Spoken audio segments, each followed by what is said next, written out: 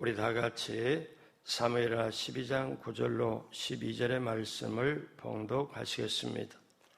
그러한데 어찌하여 내가 야훼의 말씀을 업신여기고 나 보기에 악을 행하였느냐. 내가 칼로 햇사람 우리아를 치되 암몬 자손의 칼로 죽이고 그의 아내를 빼앗아 내 아내로 삼았도다. 이제 내가 나를 업신여기고 햇사람 우리아의 아내를 빼앗아 내 아내로 삼았은즉 칼이 내 집에서 영원토록 떠나지 아니하리라 하셨고, 야훼께서 또 이와 같이 이르시기를 보라, 내가 너와 내 집에 재앙을 일으키고 내가 내 눈앞에서 내 아내를 빼앗아 내 이웃들에게 주리니 그 사람들이 내 아내들과 더불어 백주에 동침하리라. 너는 은밀히 행하였으나 나는 온 이스라엘 앞에서 백주에 이 일을 행하리라 하셨나이다 하니. 아멘. 같이 한번 따라서 합니다. 하나님의 마음에 합하여 승리하는 사람이 되자. 이 주제를 가지고 우리가 말씀을 나누고 있습니다. 다윗 시리즈 오늘 11번째입니다. 오늘 말씀의 제목은 죄와 대가입니다. 죄와 대가. 새벽에 오신 여러분 모두에게 우리 하나님이 예비한 축복을 받으시고 누리시고 나누게 되시길 주님의 이름으로 축복합니다. 다윗은 밧세바가 남편의 장례를 마쳤을 때 밧세바를 궁으로 데려옵니다. 사무엘하 11장 27절에 그 장례를 마침에 다윗이 사람을 보내 그를 왕궁으로 데려오니 그가 그의 아내가 되어 그에게 아들을 낳으니라. 빨간 글씨 같이 할까요? 다윗이 행한 그 일이 야훼 보시기에 악하였더라. 다윗은 죄를 짓고 또 은폐하려고 하고 그러기 위해서는 갈 때까지 가버리는 살인죄까지 저질릅니다. 그리고 이제 모든 상황은 끝났다. 아는 사람이 없으니 저 밧세바를 아내로 삼고 아예 아이를 낳았고 내가 키우면 모든 것이 될 거라고 생각을 하고 이제 자신의 계획대로 되었다고 생각합니다. 자, 이러한 다윗에게 사무엘하 12장은 이제로부터 혹독하게 이제 대가를 치릅니다. 12장이 시작하고 나서 하나님이 나단 선지자를 다윗에게 보내요.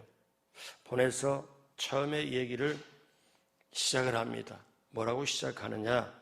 한 성에 두 사람이 있는데 한 사람은 부자고 한 사람은 가난한 자고 이 부한 자에게는 양과 소가 심이 많고 근데 가난한 자는 아무것도 없고 암양 작은 새끼 한 마리를 기르는 중인데 자식과 같이 길렀다.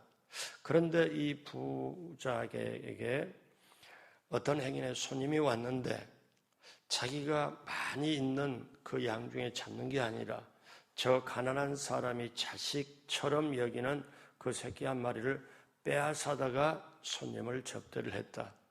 여기까지 다윗이 얘기를 들으니까 다윗이 나단스의 얘기를 듣다가 노해가지고 뭐라고 얘기하느냐 하면은 12장 5절에 다윗이 그 사람으로 말미암아 노하여 나단에게 이르되 야훼의 살아계심을 두고 맹세하노니 이 일을 행한 그 사람은 마땅히 죽을 자라.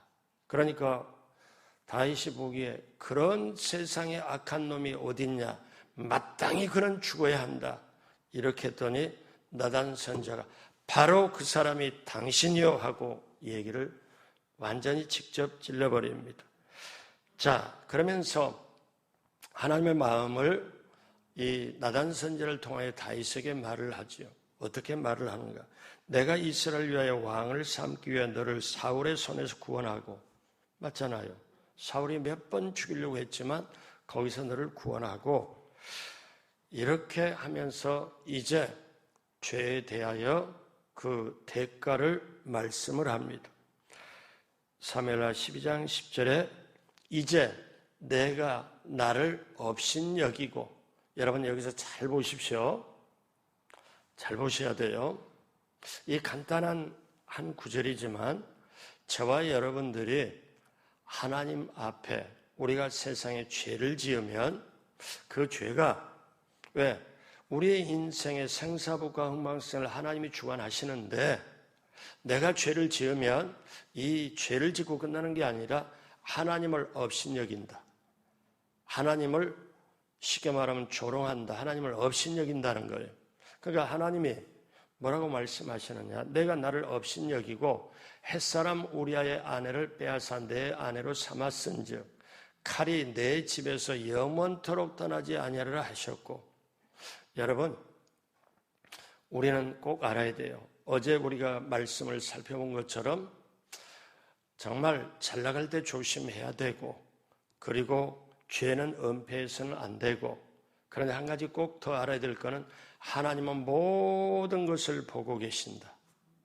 우리 평생 동안 말했던 거를 심판날에 그대로 다시 평생에 말했던 걸 녹음 테이프를 다시 돌립니다. 여러분 모르셨죠? 하나님은 우리식으로 말할게요. 앞끝이 있을까요? 뒤끝이 있을까요? 제가 볼 때는 하나님처럼 너무 사랑하시는 분이 없어요. 근데 하나님은 공의로우신 분이기 때문에 앞끝도 뒤끝도 때로는 장렬하는 게 하나님이세요. 그래서 우리가 왜? 근데 우리가 하나님을 우리는 힘들고 어렵고 죄짓고 내 자신에게도 마음에 안 들 때도 포기하고 싶지만, 그리고 눈 딱 감으면 하나님은 안 보시겠지만 하나님은 모든 걸 보고 계셔요. 이제 하나님이 누구도 얘기를 안 했는데, 누구도 모르는데, 내 죄를 누구도 모르고 밑에 있는 부하들에게 누구에도 다 숨겼는데 하나님이 나단 선지자를 통해서 보내가지고 뭐라고 말씀해요? 정확하게 말씀하잖아요. 내가 나를 업신여기고 햇사람 우리아의 아내를 빼앗고 내 아내로 삼았는데 이제 너에게 칼이 내 집에서 영원히 떠나지 아니하리라. 자, 오늘 11절 12절에 보니까 하나님은 다윗이 은밀하게 범죄를 인하여 모든 사람의 보는 앞에서 죄를 다스리겠다고 하십니다. 자, 여러분 여기서 하나님의 방법을 보십시오. 다윗은 그 범죄를 할 때 아무도 모르게 은밀하게 했습니다. 근데 죄 대가는 너는 은밀하게 했지만 너는 이제 이거를 보리라. 아무도 안 보는 데서 너는 했지만 이제는 사람들이 전체 보는 앞에서 너는 대가를 지불한다.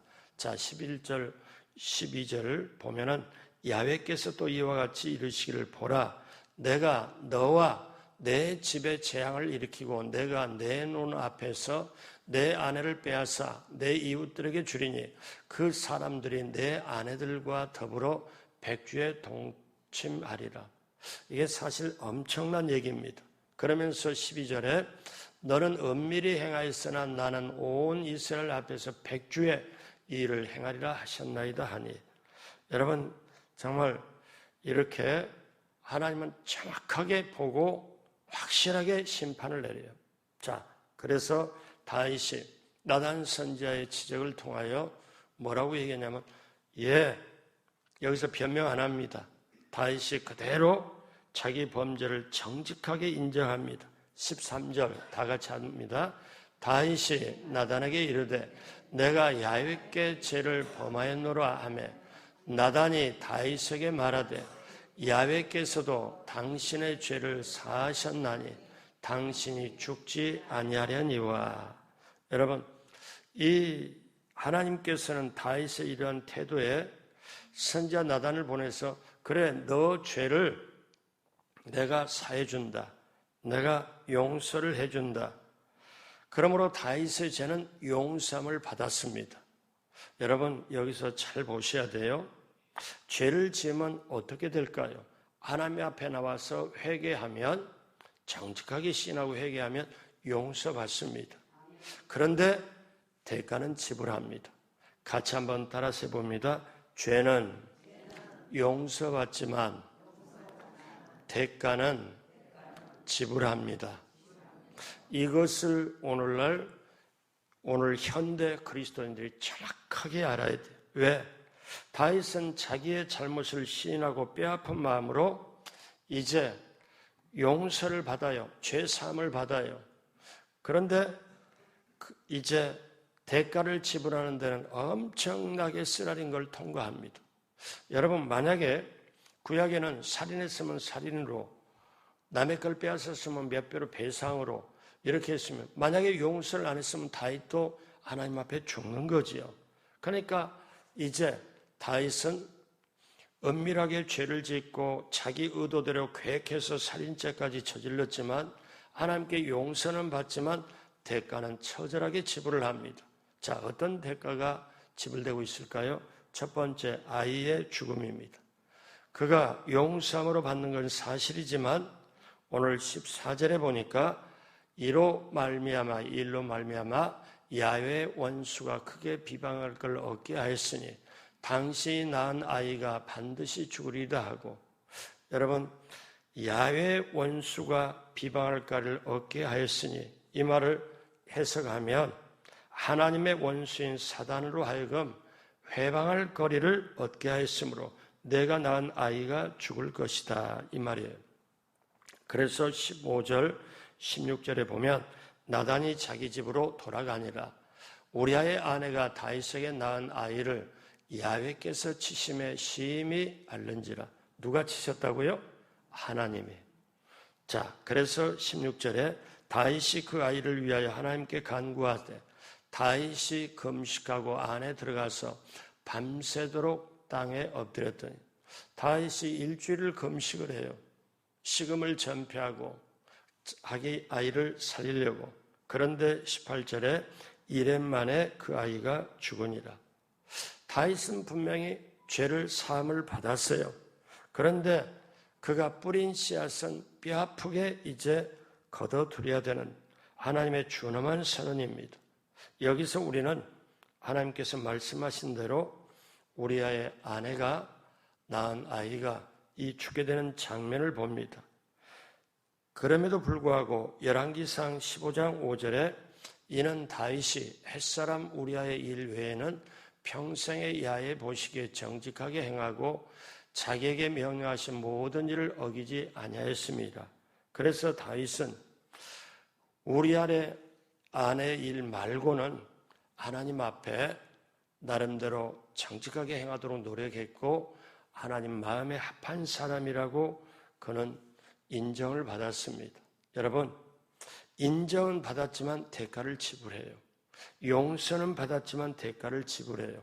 이걸 우리가 꼭 가지고 있어야 돼요. 제가 예전에 어떤 분에게 이 얘기를 했더니, 왜? 오늘날 그분이 탄식을 해요. 자기뿐만 아니라 오늘날 교회 다니는 사람들이 오히려 더 악할 수 있다는 거예요. 그게 무슨 말이냐 그랬더니 이분이 이런 얘기를 해요. 차라리 세상에 있는 사람은 죄 속에 있고 죄인이고 죄 가운데 있기 때문에 그러려니 하지만 예수 믿는 사람이 죄를 너무 가볍게 여긴다. 죄를 짓고 나서 회개하면 주님 용서해 주시니까 그냥 죄 짓고 또 회개하면 되지. 이게 바닥에 깔려 있다는 거예요. 그래서 이걸 주님이 어떻게 할까?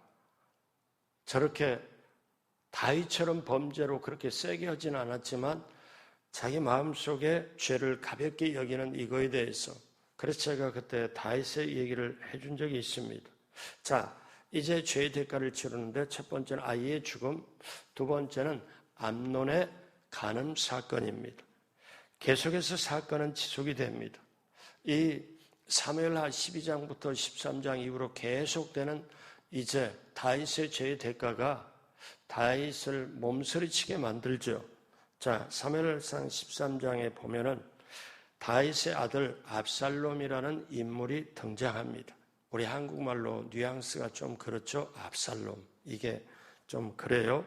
근데 이 아들은 후에 자기의 아버지 다윗을 반역을 하죠. 그런데 압살롬에게는 다말이라는 성경이 말하는 아름다운 누이가 있습니다. 이 압살롬에게 아름다운 여동생 다말이 있는데 이 다윗 왕의 큰 아들 암논이 있어요. 그러니까 배달은 이복 누이였던 다말을 간음합니다.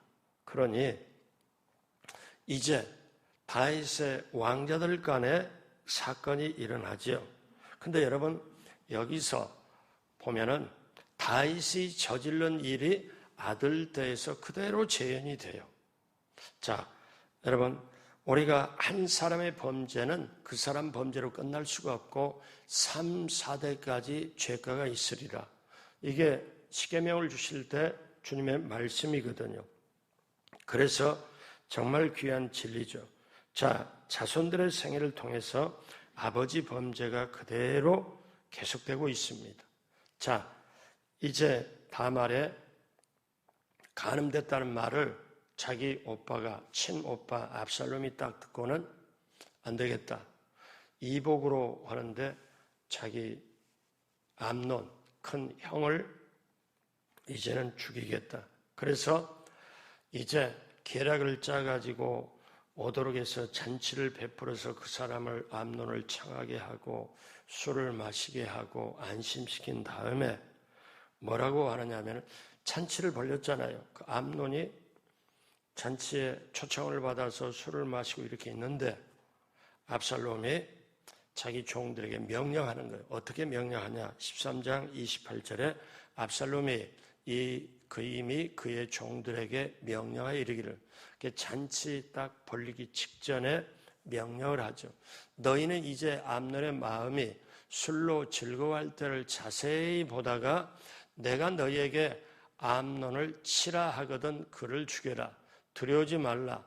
내가 너희에게 명령한 것이 아니냐. 너희는 담대히 용기를 내라 한지라. 이 종들에게, 자기 하인들에게 얘기를 하는데 하인들이 이거는 왕자를 죽였다 발각이 되면 자기는 목숨이 끝나거든. 근데 이 압살롬이 뭐라고 말하냐면은 강조를 하죠. 내가 너에게 명령했기 때문에 너희는 담대히 두려워하지 말고 해라. 책임은 내가 진다. 그 말이죠. 자, 그래서 29절에 압살롬의 종들이 압살롬의 명령대로 암논에게 행하며 왕의 모든 아들들이 일어나 각기 노새를 타고 도망하니라. 자, 이제 왕자들을 하나만 초청하면 암논이 안 오는 데가 전부 초청을 해가지고 잔치를 벌이는데 암논이 딱 죽는 걸 옆에서 보고 왕자들이 손비백산에서 도망가 버립니다. 자, 그때 그 소식이 왕 다윗에게 들릴 때는 어떻게 들리느냐? 이렇게 확장되어 갖고 들립니다. 30절에 13절 30절에 그들이 길에 있을 때 압살롬이 왕의 모든 아들들을 죽이고 하나도 남기지 아니했다는 소문이 다윗에게 이르매, 소문은 더 확장이 되고 더 뻥튀기가 되죠. 그래서 31절에 왕이 곧 일어나서 자기 옷을 찢고 땅에 드러놓고 그의 신하들도 다 옷을 찢고 모셔선지라. 다윗이 들을 때 세상에 자기 아들끼리 죽이고 자기 아들끼리 서로 이렇게 하는 이게 아버지를 서로 감당이 되나요? 안 되잖아요. 어떻게 보면 그 전에 전쟁에서 이기고 어떤 공과가 있었다 할지라도 다윗이 너무 괴롭게 하는, 그러니까 구약시대에 괴롭고 힘들면 두 가지가 있어요. 하나님 봐, 자기 옷을 찢습니다. 자기 마음 이렇게 하는 옷을 찢고 그 타다 남은 죄를 갖다 뒤집어 자기가 자기 몸에 뒤집었어요. 그러니까 자기 옷을 찢고 땅에 엎드리니까, 왕이 엎드리니까 그 밑에 신하들도 옷을 같이 찢고, 그러니까 그만큼 다윗이 괴로웠다는 거죠. 자, 다윗의 후손에게 계속적으로 일어나는 끔찍한 살인의 비극이 뭘 말해요? 이 살인죄는 누구의 죄였습니까? 다윗의 범죄입니다. 가만히 보십시오. 자기 아들들 가운데 간음 사건이 일어나요. 이복 형제지만 누이를 갖다 간음하죠. 그 다음에 살인 사건이 일어나죠. 근데 이게 누가 지은 죄요? 다윗이 먼저 지은 죄잖아요. 우리아의 아내를 간음했잖아요. 그리고 의도적으로 살인했잖아요. 그러니까 이제 이것뿐만이 아닙니다. 사실 이제 하나님 말씀한 대로 다윗의 아내, 첩을 아내를 저 백주에 사람들이 전부 보는 데 앞에서 그 텐트 안에 거기서 사람들이 가지고 동침하고 놀고 이거를 봤을 때 다윗의 마음이 어떻겠어요? 여러분, 죄를 지을 때는 좀 달콤한 것 같지만 그 대가는 엄청납니다. 이때 다윗의 심정이 얼마나 힘들었을까요? 왜? 우리가 이거를 볼 때 간음의 범죄도 살인의 범죄도 다윗의 후손을 통해 그대로 재현된다는 것. 제가 목회를 하면서 어떤 집안을 보면 할아버지 대 아버지 대 명이 짧아요. 그래가지고 빨리빨리 이렇게 장수를 못해요. 장수커녕은 50대 이런 때 그냥 다 위에 선조들이 죽어요. 그러니까 자식들이 어떤 두려움이 있냐면 우리도 할아버지도 그렇고 우리도 아버지도 그랬으니 우리도 길게 장수 못할 거다. 이 두려움 속에 있어요. 어떤 집을 보니까 아버지가 바람을 펴요. 자식이 그거 보고 부모가 싸우는 걸 보고 넌더리 치면서 나는 크면 절대로 이런 일 없겠다 하는데 자식이 살만하니까 또 바람을 펴요. 그러면서 뭘 들으면 아버지도 그렇고 나도 그랬고 그러다 보니까 자기의 자식이 이제 청년이 돼서 사는데 저놈도 바람 필래나? 이럴 때 여러분 이게 대물림이 돼요. 사단의 역사는 이렇게 죄를 짓게 만들고 죄가 자식대의 대물림이 돼요. 그런데 성경에 보니까 그 죄가가 3, 4대비로 계속 이루어진다. 그러면 다윗이 간음을 했고 다윗이 살인죄를 저지른 게 자식이 자식들에게 그대로 되잖아요. 여러분, 우리가 로마서 7장에서는 엄청나게 고민을 합니다. 사도 바울이 어떻게 고민을 해요? 이 죄에서 이 사망의 몸에서 누가 나를 건져내겠냐? 내가 올바로 살려고 제대로 살려고 하는데 내가 마음으로 속으로는 그렇게 하려는데 이 몸 육신이 죄를 계속 짓고 이 사망의 몸에서 이 죄 짓고 죽을 수밖에 없는 이 사망의 카테고리, 이 사망의 프레임에서 누가 나를 건져내겠냐? 탄식을 하죠. 자기의 본 모습을 보고 어떻게 보면 인간의 실상이죠. 그런데 로마 7장에서 8장으로 딱 넘어왔을 때는 로마 7장의 어둠과 고통의 고백이었다면 8장으로 넘어올 때 생명의 성령의 법이 죄와 사망에서 나를 해방시켰노라.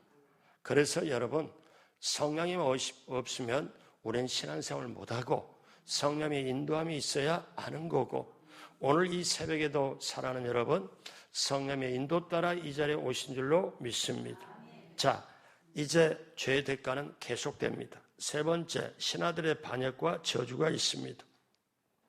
사무엘하 15장 13절을 보니까 전령이 다윗에게 와서 말하되 이스라엘의 인심이 다 압살롬에게로 돌아갔나이다 한지라. 여러분, 현대에도 대통령이 잘못하고 민심을 이룰 때 레임덕이라고 그럽니다. 그건 뭐냐면 대통령은 있지만 실제로 대통령의 말이 밑에서 먹히질 않고 겉으로 따르는 척하지만 영이 서지 않는 걸, 대통령이 그래서 제대로 할 수 없는 거를 레임덕이라고 현재 영어로 말하잖아요. 그런데 이때 다윗이 어떤 거냐면 왕이었는데 백성들의 민심이 전부 압살롬에게 돌아갔다. 압살롬이 이제 성경에 보니까 키도 커요. 머리부터 정수리부터 발까지 아주 미남이에요. 또 나름대로 장수요.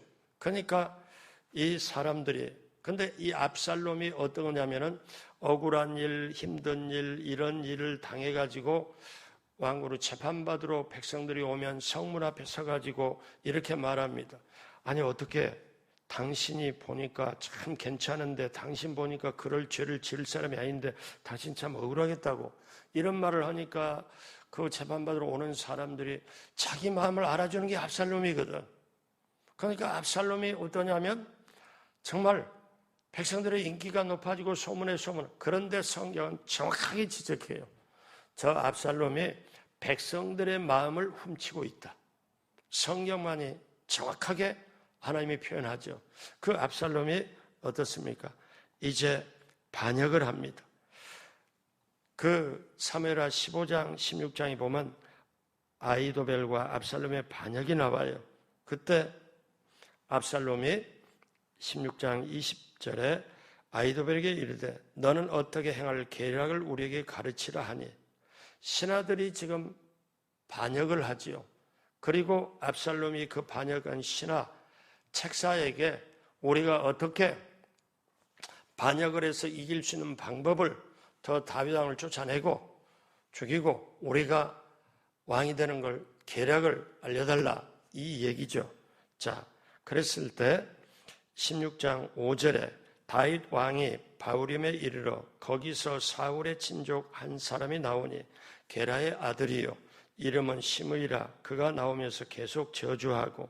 자, 이때 어떤 때냐면은 압살롬이 반역을 해서 이제 다윗에게 쳐들어오니까, 궁으로 쳐들어오니까 이제 압살롬의 그 반역에 인해서 다윗 왕이 그 옆에 있는 신하들과 모두가 사실 왕궁을 비우고 뒷문으로 빠져나가 도망을 갑니다. 그러니까 반역에 의해서, 그것도 아들의 반역에 의해서 도망을 가요. 도망을 가는 중에 그게 맨발로 얼마나 급했으면 그렇게 모든 걸 갖추지도 모르고 맨발로 자기 밑에 휘하 이렇게 있는 사람들과 함께 가는데 저 시므이라는 사람이, 저 베냐민 지파 사람이 왕이 이렇게 도주하는 걸 보고 거기서 흙먼지를 이렇게 뿌리고 욕을 하면서 다윗을 저주를 합니다. 너도 왕이냐? 왕 주제에 맨발로 도망가는 게 왕이냐 하고 저주를 합니다. 16장 6절에 또 다윗과 다윗 왕의 모든 신하들을 향하여 돌을 던지니 그때 모든 백성과 용사들은 다 왕의 좌우에 있더라. 그러니까 백성들이 보는 앞에서 왕이 가는데 신하가 반역을 하고 아들까지 반역을 하고, 그래서 지금 쫓겨가는 다윗 왕에게 지금 저 신하 중에 밑에 사람이 흙먼지 날리면서 저주를 다 퍼붓는 거예요. 그러니까 그 저주가 얼마나 일개 신하 앞에서 왕의 체면이 땅에 떨어지고 사람들 앞에서 공개적으로 민중들 앞에서 백성들 앞에서 욕을 당하는 왕이 추락한 모습을 한번 보십시오. 얼마나 참 보통 웬만한 사람 같으면 이때 죽습니다. 자, 그럴 정도의, 근데 이때는 다윗은 이미 회개를 했어요. 다윗은 회개를 했고, 그런데 회개한 후에 그의 일어나는 이 모든 사건은 대가를 지금 지불하고 있는 거지요.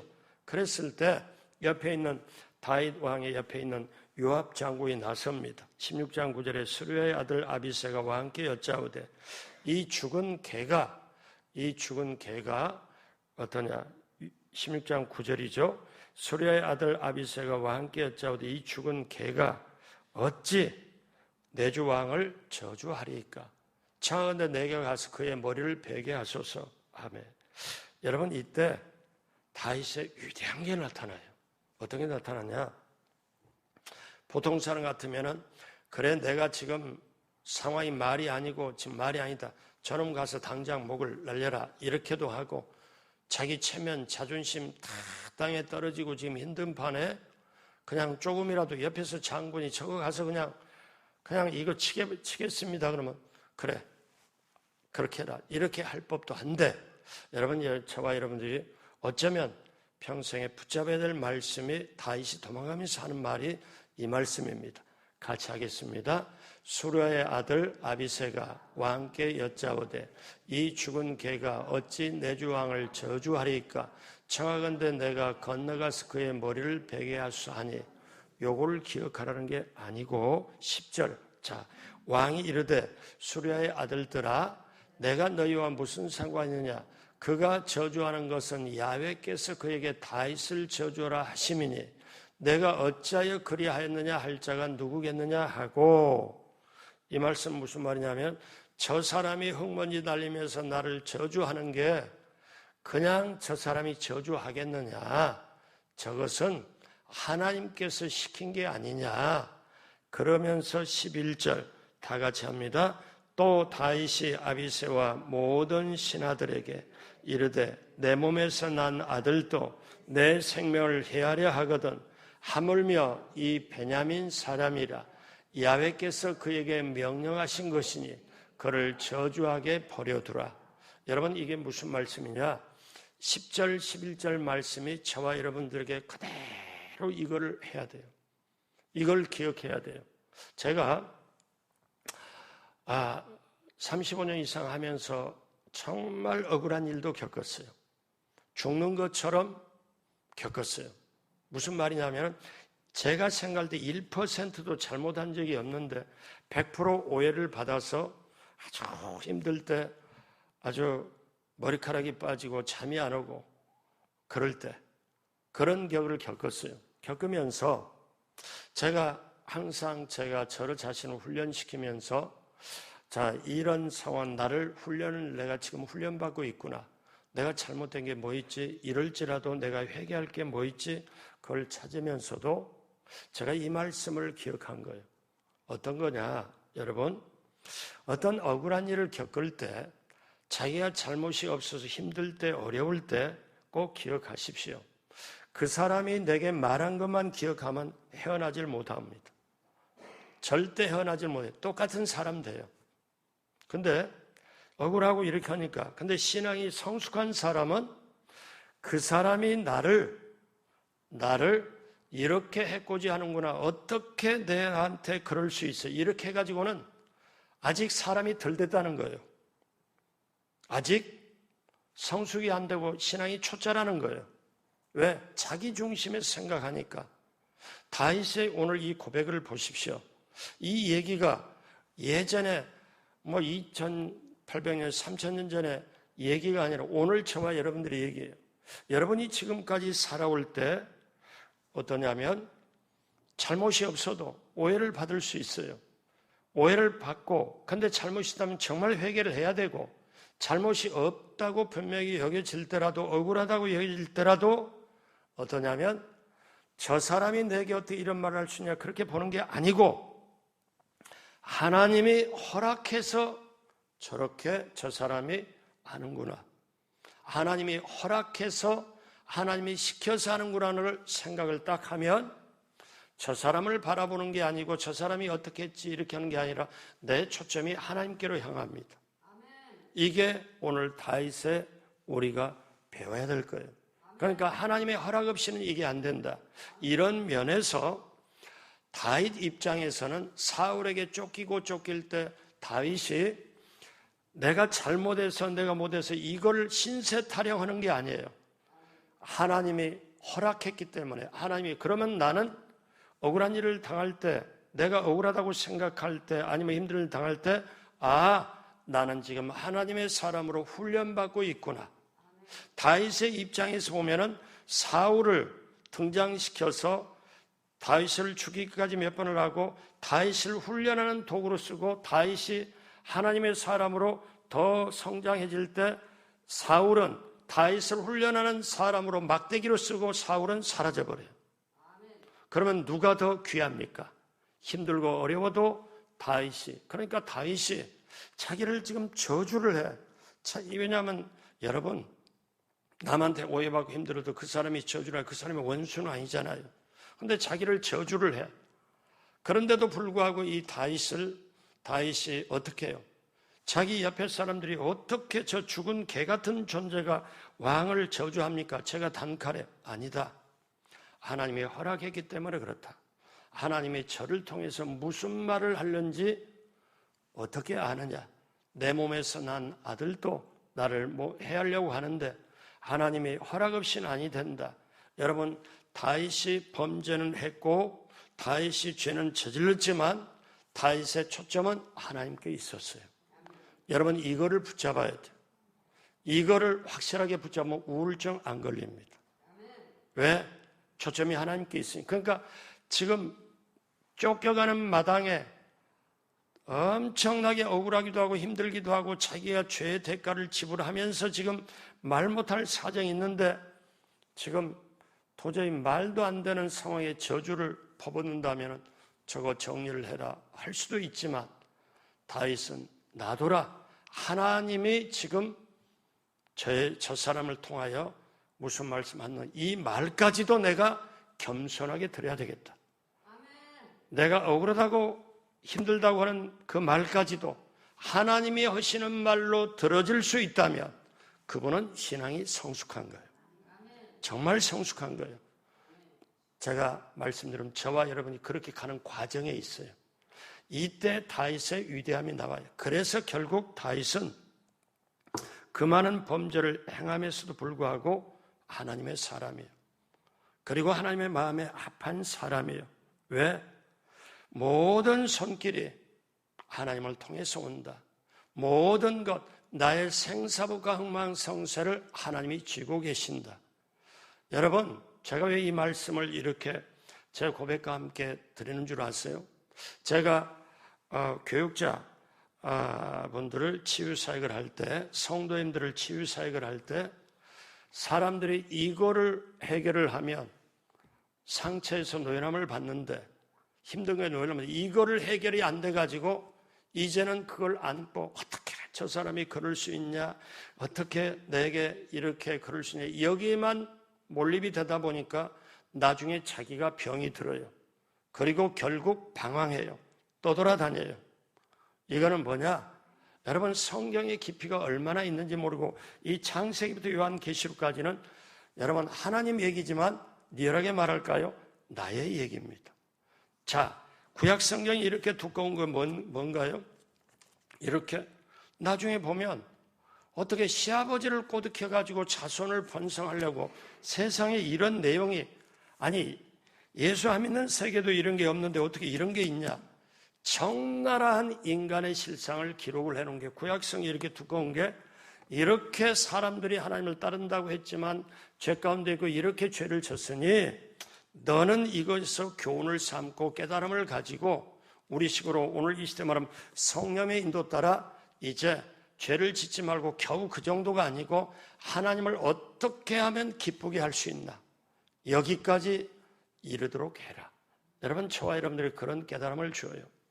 제가 이 치유 방면에, 훈련 방면에 계속 훈련을 하고 하다 보니까 제가 종종 내면의 고백을 종종 들어요. 왜? 제 얘기가 아니고 성경을 해서 말씀드리니까 어떻게? 제 얘기였습니다. 제 얘기입니다. 다윗의 얘기가, 범죄한 얘기가 제 얘기입니다. 자, 오늘 말씀 마무리합니다. 우리가 범죄하고 돌이키고 회개하고 자복할 때 하나님은 반드시 우리를 용서하십니다. 그러면 우리가 알아야 될 게, 조금 전에도 말씀드렸지만 우리가 하나님 앞에 죄를 자백하면 하나님이 언제든지 용서해 준다는 그것 때문에 우리가 너무 죄 문제를 가볍게 생각하고 있지는 않는지요. 범죄한 후에 용서해 주실 거라고, 자백하고 회개하면 용서해 주실 거라고 무조건 생각하는 분은 안 계신지요. 다윗의 생애를 한번 생각해 보십시오. 하나님이 용서를 해 주셨습니다. 용서를 해 주었어요. 그렇기 때문에 다윗이 죽지 않는 거예요. 용서 안 했으면 다윗은 죽어요. 근데 여기서 우리가 결론적으로 중요한 걸 하나 깨달아야 되는데, 우리 죄를 회개하고 용서하면 하나님이 용서해 주세요. 그리스도인도 범죄를 잠깐 할 때가 있어요. 그러나 구원은 받습니다. 왜 그런 줄 아세요? 여러분, 만약에 다윗을 하나님이 버렸다면 이렇게 하질 않아요. 그냥 죽이고 데려가셨겠죠. 그런데 여러분, 징계는 자녀에게만 임합니다. 자녀를 죄 가운데 있을 때 깨우쳐가지고 제대로 올바로 오도록 하기 위해서 하나님께서 자녀에게 징계를 하지요. 저와 여러분이 죄 가운데 있을 때 회개하고 깨우쳐서 이거를 우리가 하나님께 고백하면 징계는 그대로 임하죠. 왜? 그걸 보고 깨우치게 하기 위해서. 사생자나 다른 거는 징계 안 합니다. 자식만 징계를 해요.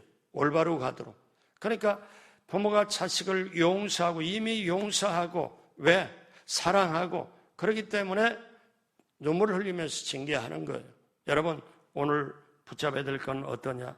버리지 않았기 때문에 다윗을 징계하고 바로잡기 위하여 그의 생애 속에 하나님께서 간섭하시는 거예요. 저와 여러분에게도 자녀로서 똑같습니다. 기억하십시오. 죄는 용서는 받지만 대가는 지불한다. 못을 벽에다가 나무에다가 망치로 쳤어요. 근데 이게 마음에 안 들고 간대요. 뽑았어요. 다른 데 대서 여기 못 흔적이 있잖아요. 여러분, 대가는 지불을 해요. 죄는 용서받지만 징계는 계속됩니다. 다윗이 죄는 졌지만 징계, 대가는 처절하게 그대로 치릅니다. 대가는 절대 치릅니다. 여러분, 예수 믿는 사람이 누구한테 돈을 빌리거나 누구한테 어떤 해코지를 하거나 번약했다면 그 사람이 괜찮아요 이렇게 용서를 해줬어도 거기에 손해배상은 그대로 다 치러줘야 됩니다.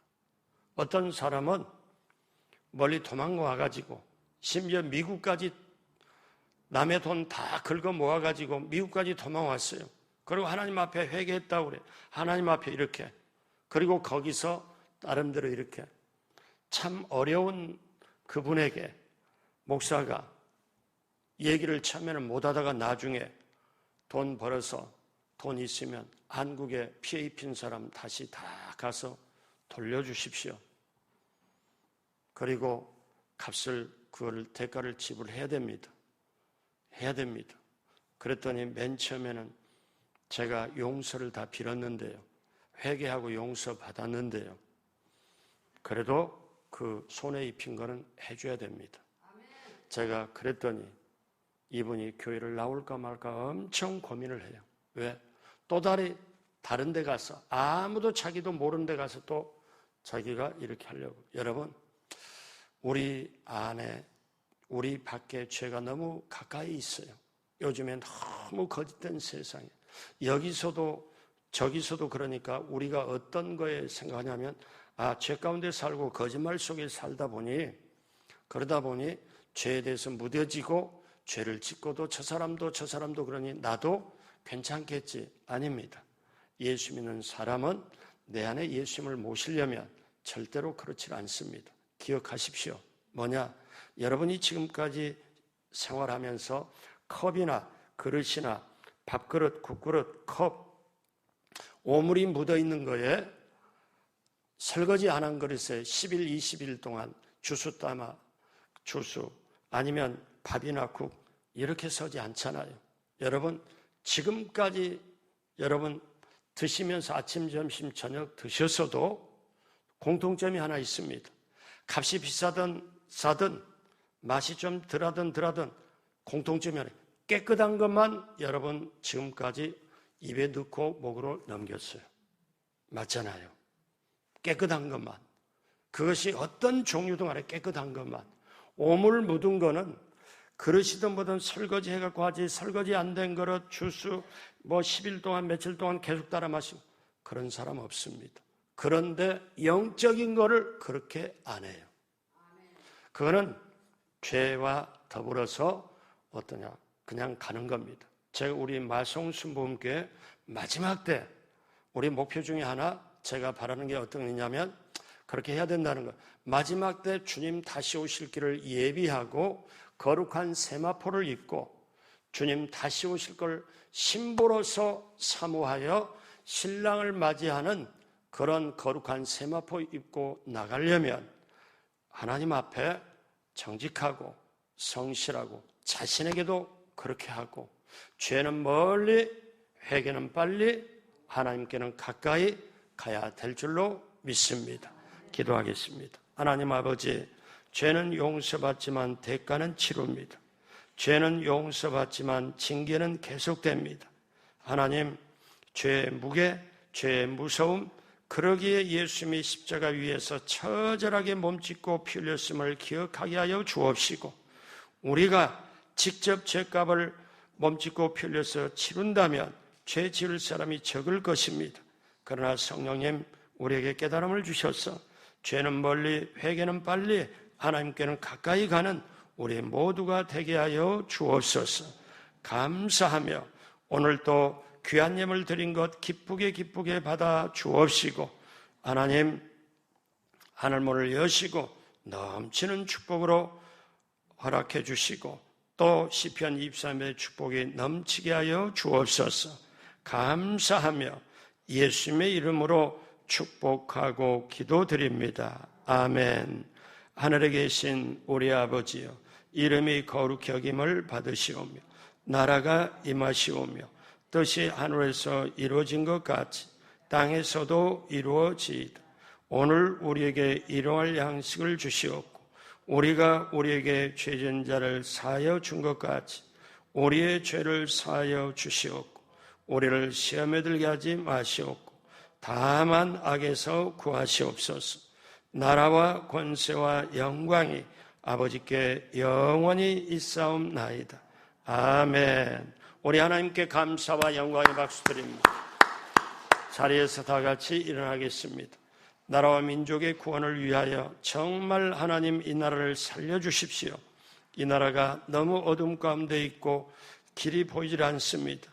전쟁이 다시 일어나지 않도록 국방, 안보, 외교를 하나님 간섭해 주시고 입법, 사법, 행정, 대통령, 정치, 경제, 교육, 문화, 사회, 언론 하나님 정의와 공의가 실천되게 해달라고 우리 교회 부흥과 성장과 5월 10일 날 새생명 행복축제를 놓고 또 이 시간 우리의 문제, 기도 제목을 놓고 성령 충만하기 위하여 주여 세 번 부르고 합심으로 기도합니다. 주여 주여 주여. 하나님 아버지여, 하나님